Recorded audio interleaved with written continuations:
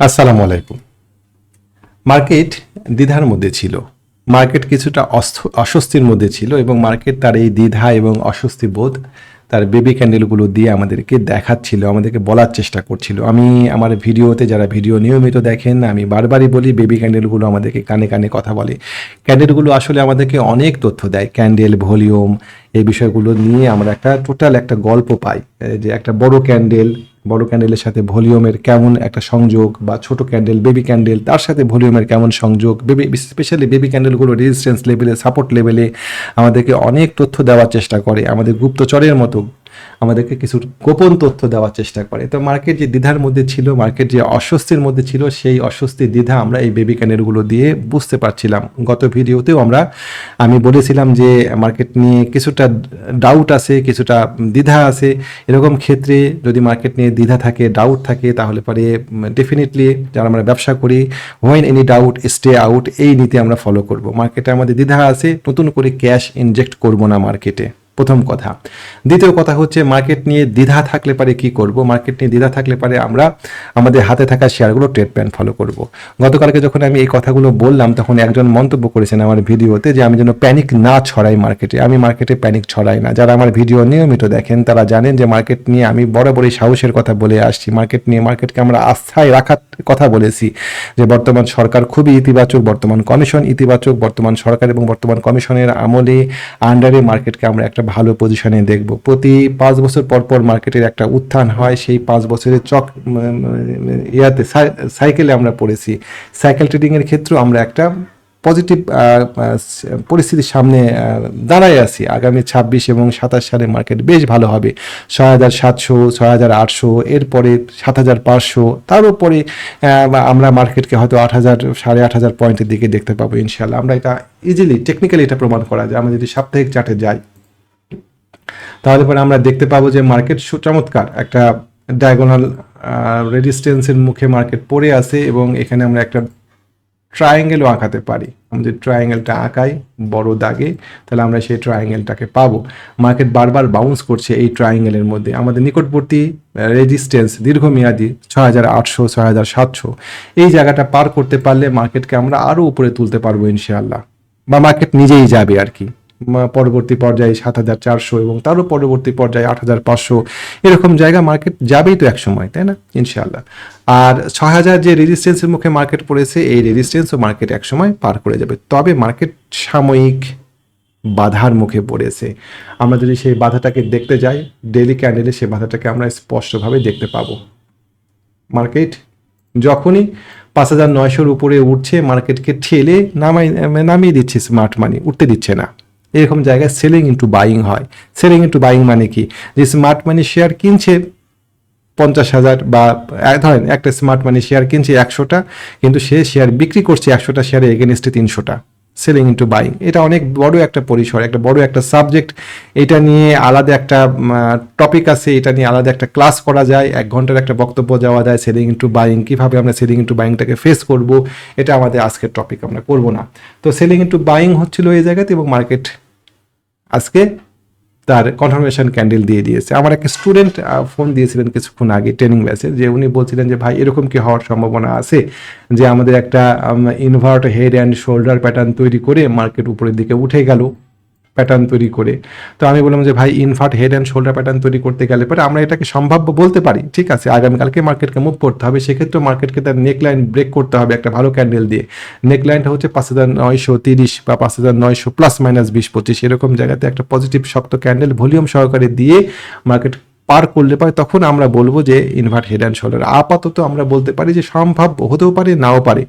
আচ্ছা, আর মার্কেট যদি আগামী দিনে নিকটবর্তী সাপোর্ট 5840, এই সাপোর্ট না পেলে মার্কেটের পরবর্তী সাপোর্ট 5790, এরকম জায়গাতে যদি এটা ভেঙে যায়, তাহলে পরে মার্কেট পরবর্তী পর্যায়ে 5700 এরকম লেভেলে মার্কেট নেমে আসতে পারে। তার মানে মার্কেট এখনও প্রায় 150 পয়েন্টের মতো নিচের দিকে পড়ার জায়গা আছে। আমরা তাহলে কি করব? আমাদের প্রত্যেকেরই কাছে ভিন্ন ভিন্ন শেয়ার আছে। যদি এরকম থাকতো যে আমাদের সবার কাছে একই রকম শেয়ার আছে, তাহলে পরে একরকম সাজেশন দেওয়া যেত। আমাদের আলাদা আলাদা পোর্টফোলিওতে আলাদা আলাদা শেয়ার আছে, আমাদের কর্মপদ্ধতিও হবে আলাদা আলাদা। যেমন গতদিনকে আমরা লো পেড অ্যাপগুলোর মুভমেন্ট দেখতে পেয়েছি, সোনারগাঁ টেক্সটাইল, আন্দিমাইয়ান, বিডি অটোকার, সমতা লেদার, তারপরে সোনালী পেপার, বিডি ল্যাম্পস, হুজলে, এরকম আরও কয়েকটা, আমি কয়টাই দেখেছি, হয়তো আরও কয়েকটা লো পেড অ্যাপ পাওয়া যাবে, ভালো ভলিউম নিয়ে মুভমেন্ট হয়েছে। এরকম লো পেড অ্যাপগুলো যাদের কাছে আছে তারা একরকম পদক্ষেপ নেবেন, যাদের কাছে মিউচুয়াল ফান্ডগুলো আছে তারা একরকম পদক্ষেপ নেবেন, কিছু প্রফিট নিতে পারেন। মিউচুয়াল ফান্ডগুলোতে যারা কেনার সুযোগ পাননি, দাম বেড়ে গিয়েছিল খুব বেশি, তারা এখন যদি কারেকশানে আসে তারা এই সুযোগটাতে, আমরা আগেই বলি, প্রথমত মার্কেটের উপরে আমরা কিন্তু এখনো আস্থা হারাইনি। মার্কেট কিন্তু স্বাভাবিক আছে। আমরা যদি 2020 সাল এবং 22 সালের দিকে তাকাই তাহলে পরে আমরা দেখতে পাবো যে ওইরকম সময়ও মার্কেটে অনেক সময় দুইবার অন্তত পক্ষে একটা কারেকশনের মুখে পড়েছে। ঠিক এরকম জায়গাতে আমরা যদি দেখি, এখানে আমরা একটা শ্যালো কারেকশন, এখানে ডিপ কারেকশনের মুখে পড়েছিল মার্কেট। এই শ্যালো কারেকশনে ছিল 350 পয়েন্টের এবং এই ডিপ কারেকশন ছিল প্রায় 800 পয়েন্টের। এই কারেকশন দিয়ে পরবর্তী পর্যায়ে দেখেন মার্কেট কোথায় উপরে উঠে গিয়েছে, 7400 পর্যন্ত উঠে গিয়েছিল। সময়টা ছিল অক্টোবর 21। সুতরাং মার্কেট যে এখানে একটু স্লো হচ্ছে তার মানে এই না যে মার্কেট শেষ হয়ে যাচ্ছে, তা না। আমরা আমাদের হাতে থাকা শেয়ারগুলো নিয়ে প্ল্যান করব, ট্রেড প্ল্যানগুলো ফলো করব। কোনো শেয়ারে হয়তো স্টপ লস নিয়ে নেন, যদি স্টপ লস হিট করে।